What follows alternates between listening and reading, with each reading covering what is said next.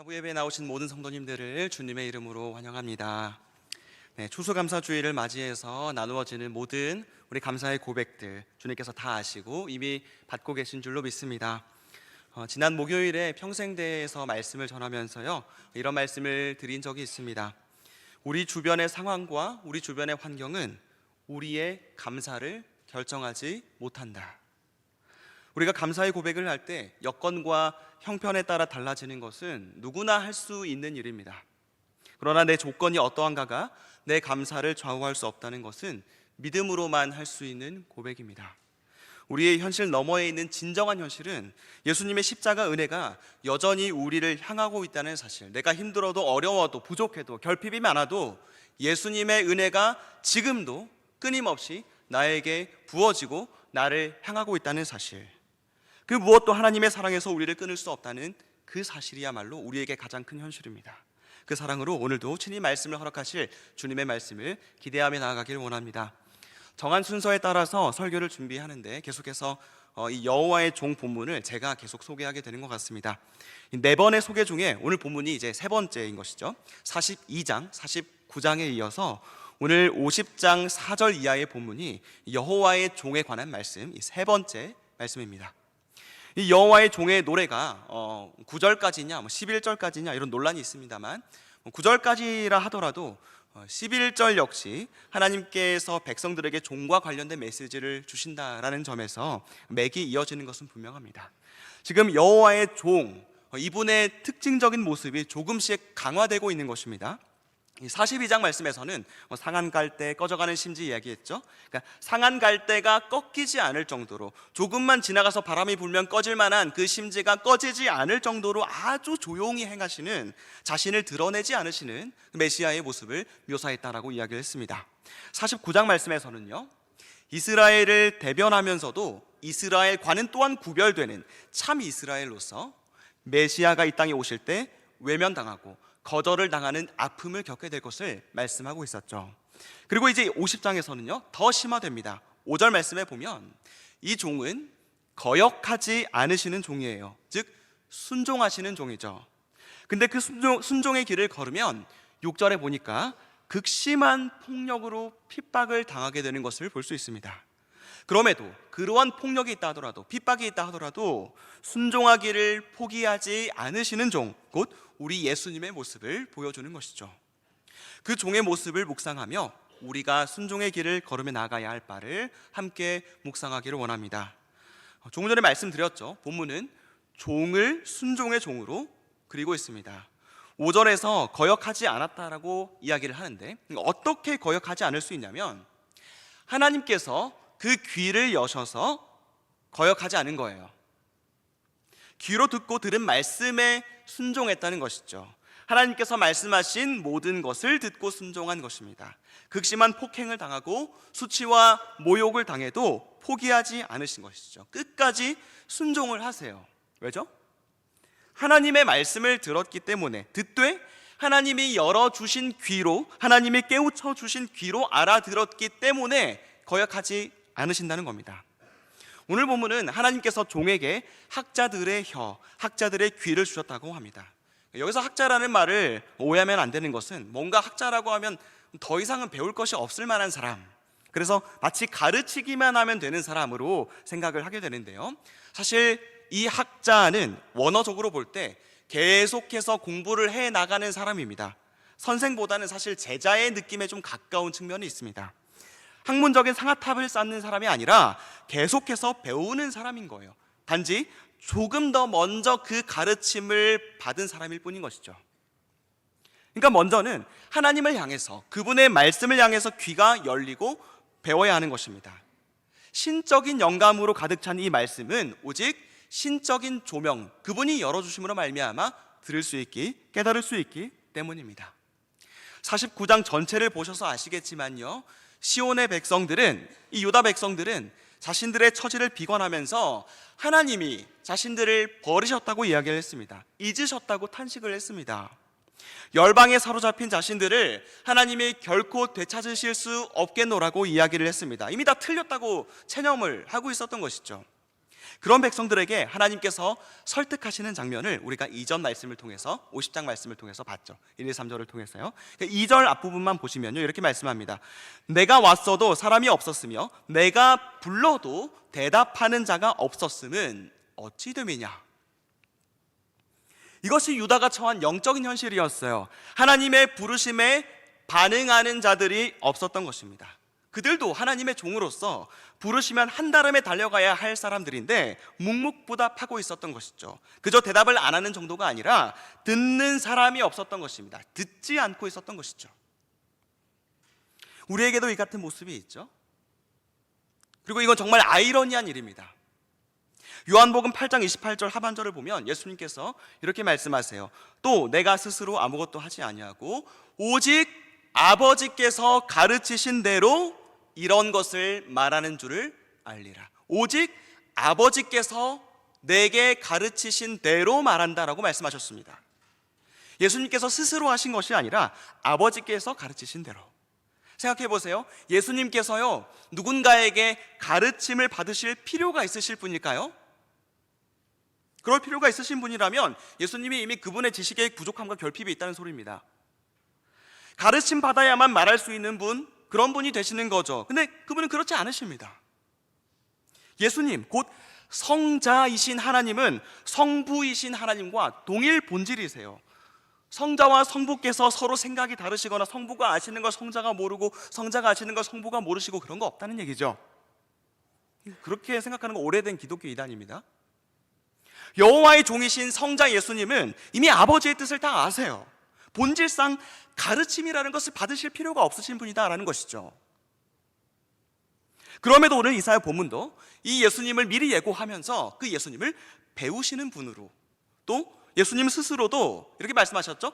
아버지께 가르침을 받으시는 것으로 말씀하시는 이유는 종의 소임을 다하지 못했던 그 이스라엘과 유다, 그리고 우리와 같은 사람들을 대신해서 그 종의 소임을 친히 감당하셔서 성취하시는 참 인간임을 또한 보이시기 위함입니다. 듣지 않으셔도 되시는 분이 오히려 적극적으로 들으시고, 들어야만, 배우지 않으셔도 되는 분이 적극적으로 배워서 순종하신 것이죠. 근데 아이러니가 뭡니까? 우리는 반대라는 거예요. 우리는 듣지 않으면 살 수 없어요. 들어야만 살 수 있는데 우리는 반대로 안 들을 때가 너무나 많다는 것이죠. 듣지 않으셔도 이미 아시고 이미 아버지의 뜻과 하나이신 분, 사실상은 들을 필요가 없으신 분은 오히려 겸허하게 아버지의 말씀을 듣고 받으시는데, 고난이 오고 매를 맞아도 수치를 당하시고 죽기까지도 아버지께 귀를 기울이시는데, 우리는요, 평탄할 때는 평탄한 대로 안주하면서 하나님을 잊어버리고, 고난이 오면 고난이 오는 대로 불평하면서 하나님이 나를 잊어버리셨다고 이야기를 하고, 그런 우리들의 모습이 아닙니까? 들어야만 살 수 있음에도 듣지 않음으로 스스로를 삶의 길에서 이탈시키는 그런 우리의 모습이 없는가 하는 것입니다. 초대교회를 생각해 보시죠. 물론 사도행전에 나타나는 엄청난 일들을 보면 너무 놀랍습니다. 근데 정말 현실을 생각을 해보십시오. 승천하신 이후에, 예수님께서 승천하신 이후에 제자들의 모습 말이죠. 정말 이 세상의 눈으로 보기에는요, 별거 없어 보이는, 그러니까 허접해 보이는 그런 사람들이었습니다. 지극히 평범한 사람들, 그런 사람들이 모인 뭔가 자기들끼리 꽁닥꽁닥하는 신생 종교 운동 같은 것에 불과했던 것이죠. 세상이 보기에는 그렇다는 겁니다. 로마 제국의 변방에 유대라는 속주의 한 도시에서 모인 조그마한 종교 모임에 불과했던 것이죠. 그러나 그들이 들은 대로 전하고 들은 대로 말하고 들은 대로 살고자 힘썼을 때 그들을 본 모든 사람들은 그들을 두려워했습니다. 그래서 어떻게 했죠? 공격하죠. 예수님을 공격했듯 그분의 교회도 그렇게 공격했던 것입니다. 복음이 전해지는 곳곳마다 디아스포라 유대인들조차 예수 믿는 사람들을 죽이려 들었습니다. 초대교회가 세워진 지 30여 년 만에 복음이 로마 제국의 심장부에 들어가자 어떻게 했습니까? 이제는 전면적인 박해, 공개적인, 공식적인 핍박이 수십 년간 지속됐습니다. 우리는 가끔 교회를요, 세상이라는 큰 대양에 놓인 작은 범선, 돛단배에 비유하곤 합니다. 이 배는 바람이 힘으로 가는 배이죠. 물론 순풍이 불면 잘 가는 배입니다. 근데 사실 순풍이 불어도 이 배가 목적지를 향해서 잘 가는 것은 쉽지 않은 것이죠. 하물며 이 초대교회라는 돛담배가 만난 대부분의 바람은 그러한 순풍이 아니라 거의 다 역풍이었다는 것이죠. 순풍을 만나도 쉽지 않은 여정인데 엄청난 역풍을 정면으로 받으면서 나아간, 그러나 지극히 평범한 사람들로 모였던 이 초대교회 사람들, 그럼에도 그들이 포기하지 않고 그 바람을 정면으로 뚫고 갈 수 있었던 비결, 그 이유가 무엇이었겠습니까? 정말 만만치 않은 환경이었어요. 그런 상황에서 그들이 어디서 주워 들은 것으로 그들의 목숨을 걸면서 그렇게 나아갈 수 있었겠습니까? 들은 건 있는 것 같은데 좀 가물가물하는데 대충 기억나는 것 같아, 이런 거 실오라기 하나 붙잡는 심정으로 그렇게 자기들의 목숨을 바치면서 주님의 교회를 이루고자 나아갔겠습니까? 주워 들은 것을 가지고 목숨 거는 사람 없습니다. 안 걸죠. 10,000원도 1,000원도 500원도 안 겁니다. 아니었어요. 그들이 아는 예수님은 아버지의 뜻을 받들어 십자가에서 죽으시고 부활하신 분이었어요. 그들이 믿는 예수님은 아버지의 말씀을 온전히 배우고 체화시켜서 말씀 그대로를 살아가신 분이셨습니다. 그리고 제자들도, 그리고 제자 공동체인 이 초대교회도 어디서 주워 들은 거가 아니라 그들을 그렇게 사랑하셔서 그들을 위해서 그 희생의 길로, 죽음의 길로 가신 예수님, 그 길이 들은 자가, 예수님이 이미 먼저 들으신 자이죠. 들은 자가 갈 길이요, 배운 자가 갈 길이요, 가르침 받은 자가 가야 할 길. 어떤 길요? 죽음의 길, 희생의 길. 그것을 먼저 예수님을 보고 경험했기 때문에 그 길을 따라갈 수 있었던 것입니다. 그렇게 믿음으로 듣고 배우고 받은 그 진리가 그들을 변화시킨 것이죠. 겁쟁이에 불과했던 그들을 말입니다. 그들은 주님과 하나였습니다. 사명도 목표도 예수님과 하나였어요. 비록 주님께서 승천하셨지만, 그래서 이 땅에서는 더 이상 주님을 볼 수 없게 되었지만, 교회인 그들이 곧 몸으로서, 주님의 몸으로서 이 땅에 나타나는 그리스도의 현존이다, 우리를 통해서만 주님을 볼 수 있다, 세상이 그러한 의식을 가지고 있었던 것입니다. 교회인 자신들이 곧 이 세상에 보이도록 존재하는 그리스도의 임재다라고 하는 그 의식을 가지고 배운 진리를 드러내며, 예수님을 드러내며 예수님과 똑같은 모양으로 살고자 발버둥치며 은혜를 구했던 사람들, 그런 사람들이 주님의 제자였고 교회였던 것입니다. 우리가 진리만을 말하고 진리만을 고백하도록 부름받았다면 우리는 그렇게 진리를 전해야 합니다. 그러나 그 전에 배워야 합니다. 하나님께 귀를 열어두어야 합니다. 들어야 합니다. 들음에서 난 그 믿음으로 살아가야 합니다. 이 들음은 그저 고막을 울리고 끝나는 그런 들음이 아니라 내가 듣고 믿고 따르는 모든 것이 진리가 되기를 간절히 원하며 그 진리를 받고 그 진리만이 나를 채우기를 갈망하는 것입니다. 그래서 주님 앞에 주님, 제게는 주님의 그 진리가 저에게 전부입니다, 모든 것입니다 라고 고백할 수 있을 때까지 나아가고자 하는 것, 그렇게까지 진리를 구하고 찾고 갈구하고 듣고 기억하고자 하는 것, 그것이 내 전부가 되도록, 그래서 다른 모든 것들을 다 잃어버린다 할지라도 내 전부는 진리이기 때문에 모든 것을 잃어도 하나도 잃어버리지 않은 것처럼 되는 것, 그것이 우리가 되어야 하는 모습이라는 것이죠. 그렇게 될 때 우리의 표현, 말로 하든 삶으로든 관계로든 일과 우리의 모든 관계 속에 사역으로 드러나는 모든 것들은 그 진리를 반영하게 되는 것입니다. 고난이 있다 하더라도 말이죠. 종교개혁자 마틴 루터는 이렇게 고백했습니다. 나는 나를 때리고 핍박하고 압박하고 겁박한 내 반대자들의 그 악마적인 분노가 나를 훌륭한 신학자로 변화시켰고 결코 도달할 수 없을 것 같은 그 목표로 나를 몰아간 것에 감사하고 있습니다. 자기를 향한 악마적인 분노가 자신을 훌륭하게 만들었대요. 어떻게 이렇게 고백할 수 있죠? 어떻게 이것을 감사할 수 있습니까? 루터가 비텐베르크 대학 교회 정문에 95개조 반박문을 게시했을 때 그가 다룬 문제는 진리의 문제였습니다. 부차적인 논쟁 가지고 학자 놀이를 하려고 거기에서 목숨을 걸었던 것이 아니죠. 중세 가톨릭은 자신들의 1000년의 역사가 걸린 문제, 1000년의 전통이 걸린 문제라고 인식했기 때문에 거기에 격렬하게 반응할 수밖에 없었습니다. 그러나 루터에게 이것은 그 누구의 어떤 역사나 누군가의 전통이나 무슨 체면이나 위신의 문제가 결코 아니었습니다. 기독교가 설 수 있는가, 넘어질 것인가, 기독교가 서고 넘어지는 문제라고 인식했기 때문에 그 엄청난 반대에도 포기하지 않고 귀로 들은 진리를 혀로 말하고자 했던 것이죠. 참된 것을 그는 들어버렸고 참된 것을 알아버렸고 그 진리의 소유가 되었고 그 진리를 사랑해버렸기 때문입니다. 그러니까 어떻게 그런 고난을 견딜 수 있습니까? 라고 말할 때 힘주시길 구해야죠. 그 정도로 안 된다는 것이죠. 그렇게 해서 가능했다면 모두가 그렇게 했을 것입니다. 진리와 거의 하나가 될 정도로 그것을 사랑해버리는 것이죠. 그 사랑이 우리에게 부족하지 않습니까? 그런 루터가 무엇이 자신을 훌륭한 신학자가 되게 했다고 말합니까? 학위 공부요? 자기를 가르친 사제 교수? 그분들의 은혜로? 물론 좀 있겠죠. 근데 루터의 해석은 이런 겁니다. 진리를 전했을 때 맞닥뜨렸던 그 시련이 크면 클수록 그 진리가 더 자명하다는 사실을 알려주는 것이었기 때문에, 입증하시는 것이었기 때문에 내가 그 진리를 더 강하게 붙들 수 있었노라, 이렇게 고백한 것입니다.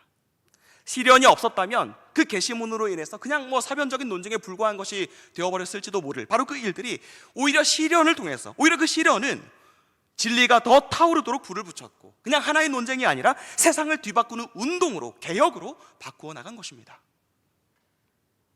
이렇게 진리를 듣고 말하는 우리 모두는 이런 현실, 루터가 받았던 핍박, 예수님의 제자들과 초대교회가 받았던 그 핍박, 고난, 그러한 흑암의 현실을 통과할 수 있습니다. 아니, 어찌 보면 흑암의 현실이 우리가 가야 할 길이다라고 오늘 성경 10절 말씀 말하고 있어요.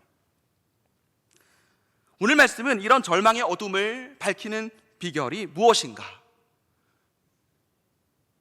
그것은 우리 자신이 드는 횃불에 있지 않다고 이야기합니다. 우리 자신이 만들어내는 횃불은 우리가 따를 수 없는 빛이다. 아무리 어두워도 우리가 그것을 만들어내서는 안 된다라고 말씀하고 있습니다. 만약에 우리가 그것을 따른다면 도리어 그 횃불이 우리를 삼켜버리게 될 것이다 라는 것이죠. 흑암 가운데 있을 때 누구든지 빛을 원할 것입니다. 빛을 원하지 않는 사람은 없습니다. 아무것도 보이지 않을 때 뭐라도 좀 봤으면 좋겠다라는 생각을 우리는 하게 됩니다. 그러나 그 빛을 우리가 만들어내어서는 안 된다라고 성경은 분명히 말하는 것이죠. 도저히 진전이 없을 것 같을 때, 도무지 앞이 보이지 않을 때 조급해져요. 그러니까 뭐라도 알고 싶고 보고 싶어져요. 그렇게 뭐라도 보여달라고 하는 것이 우리의 기도 아닙니까?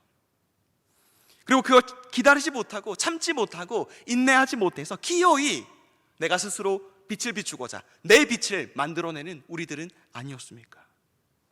그러나 어두운 현실을 지나며 아무것도 보이지 않아도 분명히 말씀하십니다.